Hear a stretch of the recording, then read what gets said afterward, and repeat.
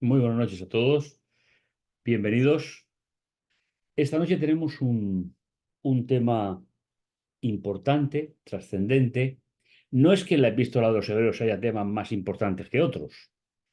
La importancia está en cómo se utilizan los textos en diferentes contextos determinados. Vamos a ir reflexionando sobre el tema de esta noche, que se encuentra en Hebreos capítulo 12 versículos del 1 hasta el 3. Y va a ser, perdón, hasta el 13. Y va a ser el texto base para nuestra reflexión. En diferentes ocasiones se me ha preguntado el significado de estos versículos que son utilizados por el autor de Hebreos. ¿Por qué digo que son utilizados? Porque son una cita del Antiguo Testamento, que dice, y habéis ya olvidado la exhortación que como hijos se os dirige, diciéndome, hijo mío, no menosprecies la disciplina del Señor, ni desmayes cuando eres reprendido por él, porque el Señor al que ama disciplina y azota a todo el que recibe por hijo. Ahí tenéis la traducción de la Reina Valera de 1960. Como he mencionado en diversas ocasiones en nuestros encuentros, al leer la Biblia y a darle un sentido en nuestra mente y en nuestro corazón, es fundamental que nuestro intelecto, nuestra capacidad, se involucre en el concepto de lectura, cuestionando y reflexionando, para llegar, y esto creo que es importantísimo, a decisiones acertadas acerca de Dios. Términos como disciplinar o azotar, cuyo sujeto es Dios, son una definición correcta de la relación de Dios con la humanidad. En el contexto medieval sí que lo fue. Es decir, durante siglos, en el medievo, toda la formación bíblica salía de las escuelas de la escolástica. Es decir, las grandes universidades europeas, España tiene algunas de las más antiguas, estaban dirigidas por la teología del momento y fue inevitable que se tradujeran los textos según la visión de Dios que se tenía en ese momento.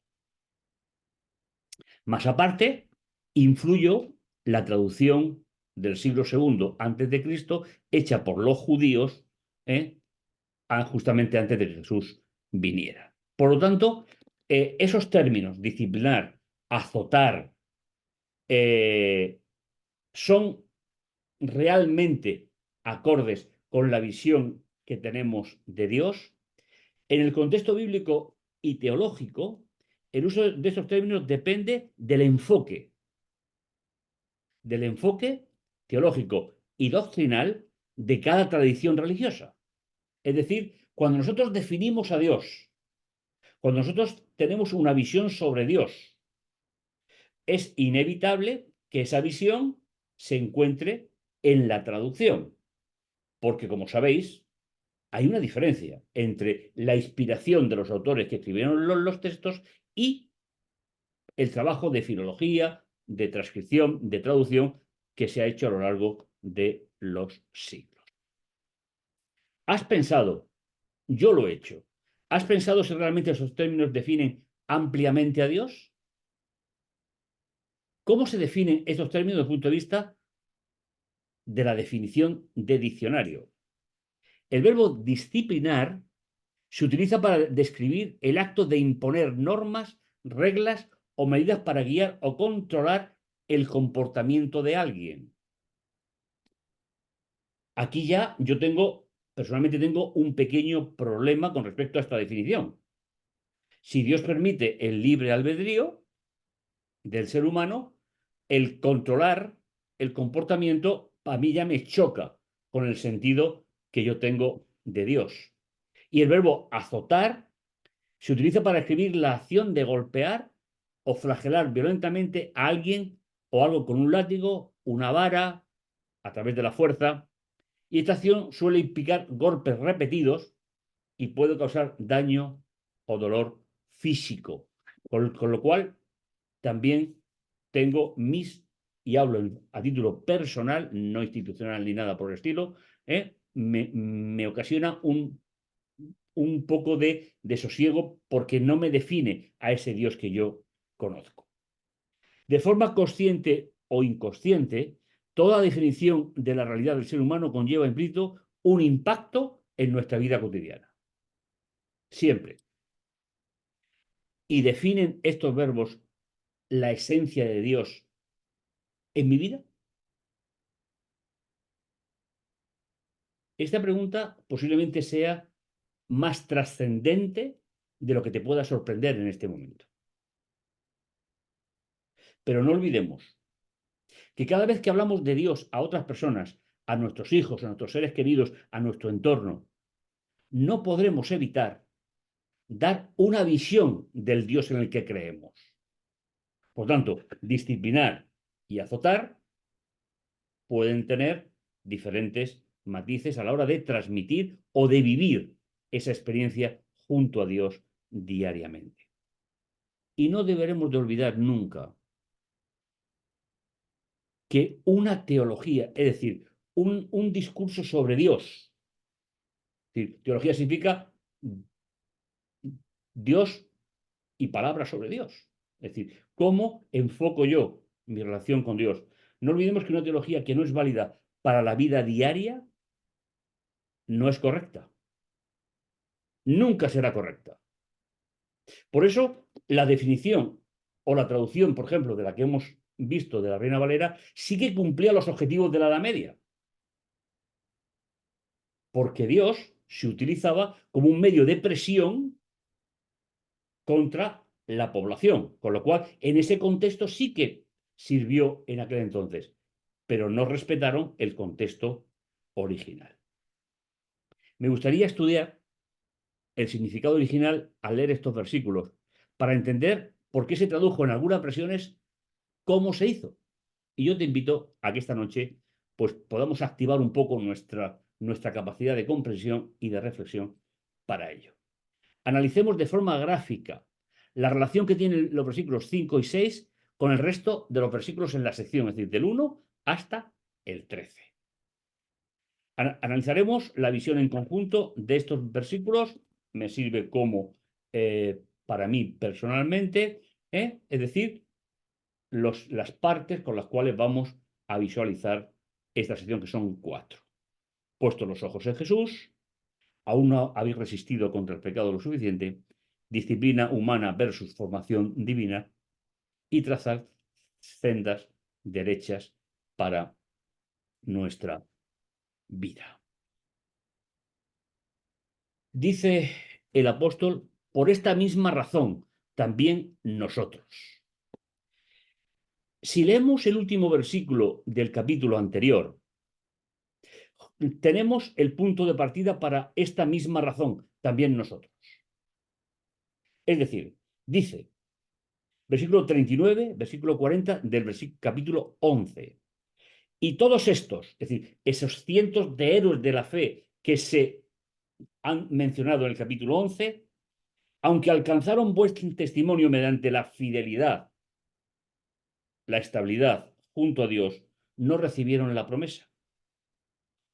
Habiendo Dios diseñado para nosotros alguna cosa mejor, para que ellos no fueran a la madurez aparte de nosotros. Y ahora, por lo cual, es decir,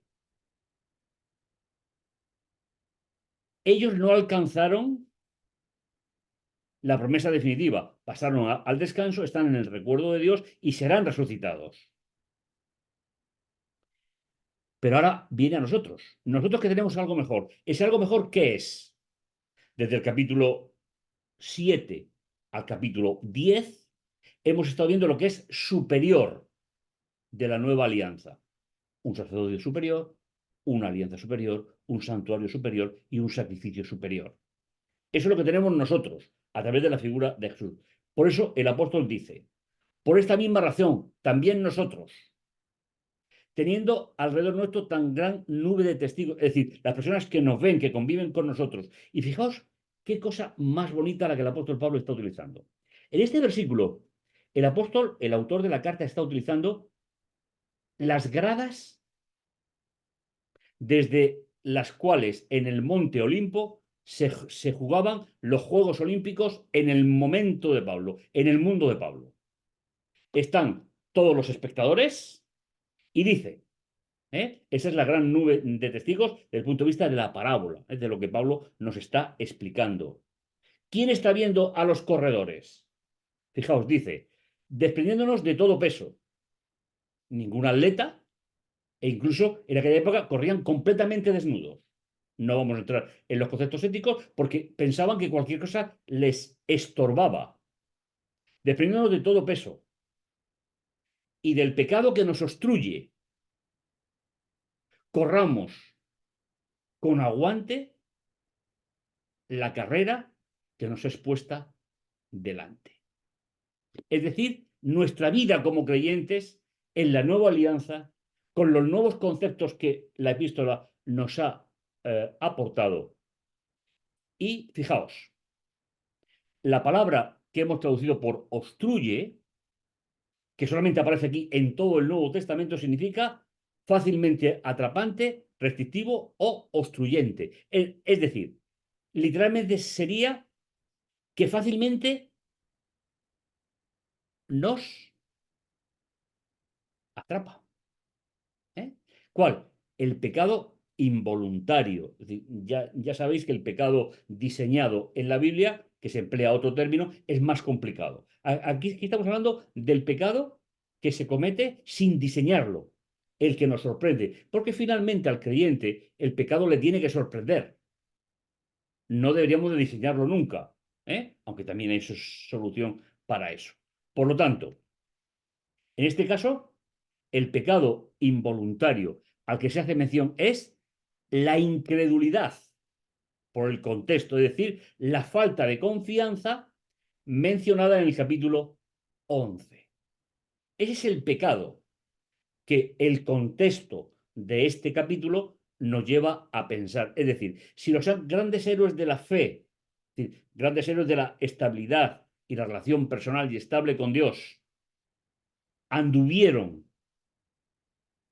bajo la perspectiva de ese camino, lo que nos dice el apóstol es que nos despojamos de aquello que nos atrapa y corramos la carrera que tenemos delante. Y con este primer versículo, como hemos dicho, nos sitúa en los Juegos Olímpicos.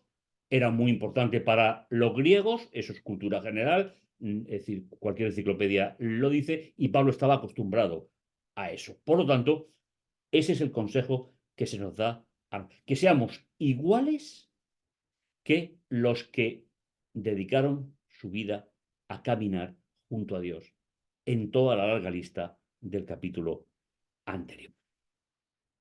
Tras el capítulo que conmemora la postura de innumerables fieles de la primera alianza, dando ejemplo no de conducta derivada de la naturaleza caída del ser humano, eso sería impecabilidad, sino de una relación perpetua e ininterrumpida con el Dios de nuestra salvación. Es decir, la transformación del carácter es el resultado de la calidad de relación con Dios. Nadie llegará a corregir nada de su carácter si lo quiere hacer solo o si le quiere hacer promesas a Dios de que lo va a conseguir.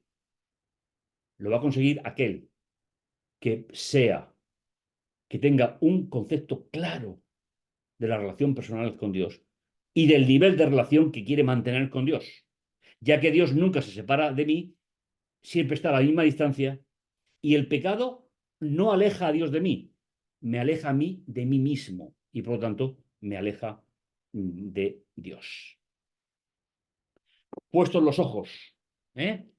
Fijaos, la gran nube de testigos, los que están visionando la carrera, puestos los ojos. ¿En quién? En el verdadero corredor de nuestra vida espiritual. Jesús, el autor y consumador de la fidelidad. Es decir, que incluso la estabilidad que yo pueda y fidelidad que yo pueda establecer con Dios no viene de mi propia naturaleza, sino que viene de mi relación personal con Dios y es un regalo que viene de Dios. Por el gozo puesto delante de Él, soportó la cruz, despreciando el oprobio, y se ha sentado a la diestra del trono.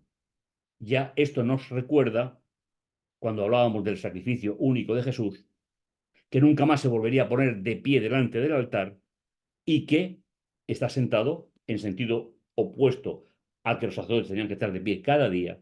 ¿eh? Esto ya lo vimos y tal vez os podáis acordar. Considerad, pues, al que soportó tal contradicción de pecadores contra sí mismo. Es decir, el que soportó mis errores al blanco, que sería la palabra pecador, es decir, jamartía. Yo quiero tirar la flecha a un sitio, pero se me va. Estamos hablando siempre de pecados no diseñados. Para que vuestro ser total, vuestras Biblias traducen por alma, eso es un concepto también medieval, para que vuestro ser total no se canse y no desfallezca. Y eso viene a través de Jesús, el autor y consumador, perdón, de la fidelidad que hay en mí. Él te llama, él me llama porque sabe que voy a responder. Si sabe que no voy a responder, no me llama. Siempre el libre albedrío. Pues todavía, dice el apóstol, no os habéis opuesto hasta derramar, verter, sangre combatiendo contra el pecado involuntario. Y aquí tenemos ya el texto en cuestión. Primeramente lo tenéis como está traducido y luego vamos a intentar hacer una propuesta que desde lo más profundo de mi aprecio hacia todos los que estáis viendo o escuchando, sería bueno que integráramos un concepto maravilloso de Dios en nuestra vida. Dice, habéis olvidado la exhortación que como a hijos se os habla diciendo, hijo mío, no tengas en poco la disciplina del Señor. No seas desmayado cuando seas reprendido por Él, porque el Señor al que ama disciplina y azota a todo el que recibe como hijo. Esta es una traducción medieval que parte de la versión judía del siglo II a.C. y de la Vulgata de la Edad Media. Pero, ¿qué propuesta podemos hacer? Fijaos, en primer lugar, para que podáis simplemente comparar los términos, los he mantenido. Literalmente, en el texto que emplea Pablo, dice, hijo mío, no tengas en poco el entrenamiento o la formación del Señor. El término puede referirse al proceso de adquirir habilidades, conocimientos o condición física a través de la práctica y de la instrucción. Ese es el sentido de los textos hebreos, de donde se saca esta cita. Repito, hijo mío, no tengas en poco el entrenamiento o la formación del Señor. Y en segundo lugar, no seas desmayado cuando seas convencido. ¿De acuerdo? Cuando seas, es decir, significa traer a la luz, es decir, iluminar tu vida. Cuando seas iluminado por Él. Veis que pasamos de un concepto puramente del castigo, del concepto medieval, porque incluso se decía que el castigo con palo entra, finalmente eso se produjo en esa transformación del texto. Por lo tanto, hablamos de entrenamiento o formación y hablamos de traer a la luz o de convencer, ¿eh? Porque el Señor al que ama trae a la luz o convence, ¿eh?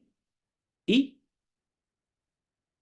entrena a todo el que recibe por hijo.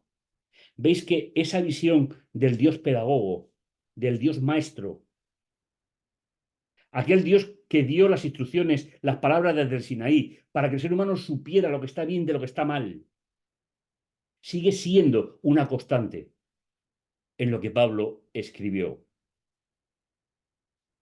Porque Pablo tuvo que aprender a pasar del Dios de la tilde y la jota al Dios del encuentro. Y yo tengo que aprender, porque soy consciente de que sigo en un camino, a pasar del Dios de la tilde y de la jota, o de la yod, ¿eh?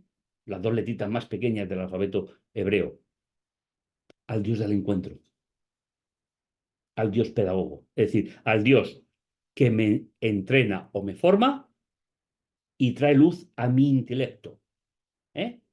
Y me convence de mis necesidades. Permanecer, ya no pongo los términos de Reina Valera, permanecer bajo la formación, entrenamiento, pues Dios os está tratando como a hijos. Porque ¿qué hijo es aquel a quien su padre no forma o entrena? Pero si quedáis sin formación, de la cual todos llegamos a ser partícipes, entonces sois como nacidos fuera del matrimonio y no sois hijos. Eh, quiero deciros que me sigue impresionando. Perdonadme que a veces haga mucho uso de mis sentimientos, no me gusta hacerlo en público, pero, ¿sabéis? Yo siento una profunda gratitud a Dios del cuidado que tiene para formarme, para que no solamente sea un ser humano normal, nacido de mis padres, sino que se produzca una regeneración en mi propia existencia y en mi visión y perspectiva de Dios. No nos salgamos de la formación, del entrenamiento, porque así Dios nos trata como hijos.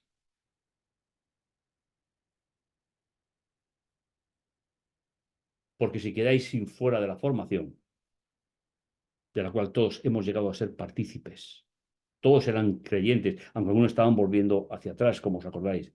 Entonces somos nacidos fuera del matrimonio y no somos hijos.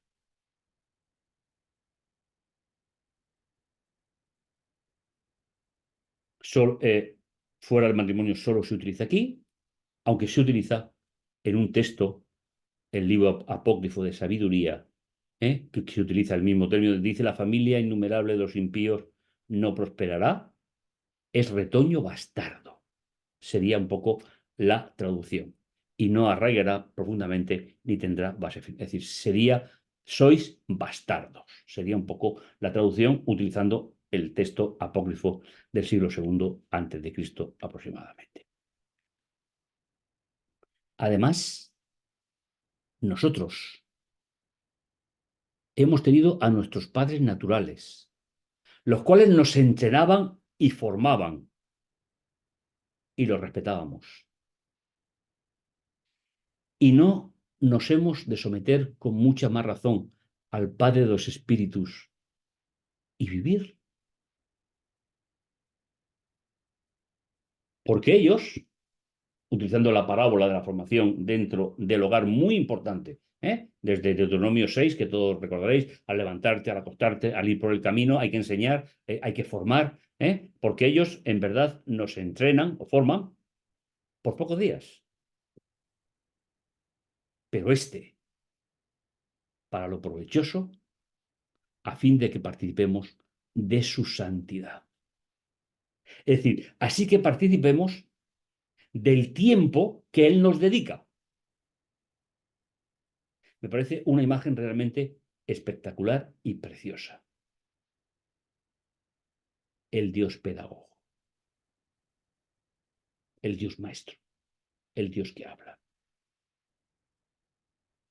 Es verdad que ningún que es entrenado o formado al presente parece ser causa de gozo. Y Pablo se seguía mirando al estadio por los corredores, que simplemente recibían una corona de laurel. Y aunque representaba la inmortalidad en el concepto griego de los Juegos Olímpicos, finalmente eran seres humanos como tú y como yo. Pero nosotros no buscamos una corona de laurel. Nosotros, como se dijo en el capítulo 11, buscamos una ciudad indestructible, pero más tarde da su fruto apacible de justicia a los que por ella, es decir, por la formación, por lo que han sido entrenados, han sido equitativos en carácter. ¿Sabéis? A veces hablamos tanto de la transformación del carácter para, preparados para la venida de Jesús, y es cierto, creemos en ello, pero a veces sabemos enfocar directamente en qué consiste ese carácter, en lo que yo hago o en lo que Dios hace en mi vida. Creo que es lo segundo. ¿Eh? Cuando se forma, cuesta. Si yo tuviera que volver a pasar los años de estudio, no sé si lo haría. ¿Eh? Dice, es verdad que ningún entrenamiento o formación al presente parece causa de gozo. Como estoy seguro que los competidores de élite, nunca lo he sido, para llegar a 10 minutos o a una hora de competición olímpica, ¿cuántas horas, meses y años tienen que estar preparándose? Y seguro que no es divertido. Nosotros, preparándonos para la venida de Jesús, a través de la formación, de la disciplina que el Señor nos da, disciplina en sentido pedagógico, a veces puede ser complicado, lento, pesado en el tiempo. Pero mis hermanos, si fuéramos griegos y ganáramos el maratón, recibiríamos simplemente una corona de laurel. Pero lo que nos espera no es una corona de laurel. Por tanto, reforzar las manos debilitadas y las rodillas entumecidas y haced sendas derechas para vuestros pies. Todo esto es una conclusión de lo que hemos hablado anteriormente. ¿Cómo hacemos las sendas derechas para nuestros pies? ¿Con nuestros propios medios? No. Con la formación, con la dedicación que Dios, a través de su palabra, a través del Espíritu Santo, a través de la comprensión del plan de salvación, hace en nuestra vida. Para que no se disloque lo cojo, sino más bien sea sanado desde el punto de vista de la espera, de la preparación. ¿Cuántas veces he soñado? Y esto es una realidad en mi vida. He soñado con la venida de Jesús. Posiblemente haya sido el tema que más me haya emocionado en mi infancia, en mi juventud, porque lo aprendí de personas que lo sentían profundamente. Y quiero terminar con un texto que os regalo. Es un texto de traducción personal mío. Apocalipsis 3:19. Otro texto que necesita que lo traduzcamos a la luz de un Dios diferente. ¿Mm? Os leo en la Biblia, Apocalipsis, capítulo 3, versículo 19. Yo reprendo y disciplino a todos los que amo. Sé pues fervoroso y arrepiéntete. Mis hermanos, este texto va dirigido a la iglesia de la Odisea. Se escribió después, algunos años después de la carta de Hebreos, pero sigue teniendo el mismo sentido. Dice literalmente el texto de Juan Yo a cuantos amo, saco a la luz e instruyo o educo. Ten pues valor y cambia de sentido o de dirección en tu vida. Qué importante es que nos demos cuenta de la gran necesidad de nuestra vida. La gran necesidad de nuestra vida es no guiarnos solo por la naturaleza humana caída que rige nuestra vida y nuestra existencia, sino que la formación, la dedicación de Dios para nuestra vida, a través de muchas cosas, de muchos conceptos, pero siempre dando una perspectiva real de Dios. El Señor quiere sacarte a la luz, quiere instruirte y educarte. Y solamente te pide una cosa, que cambies de dirección en tus preferencias en la vida. Y esa gran nube de testigos que divisan nuestra carrera como creyentes serán impactados por el triunfo de Cristo en nuestra vida. Creo que es un gran consejo. Que el Señor os bendiga. Que el Señor nos guíe y nos enseñe a seguir caminando por un camino donde no nos hagamos daño en los tobillos ni en nuestro cuerpo.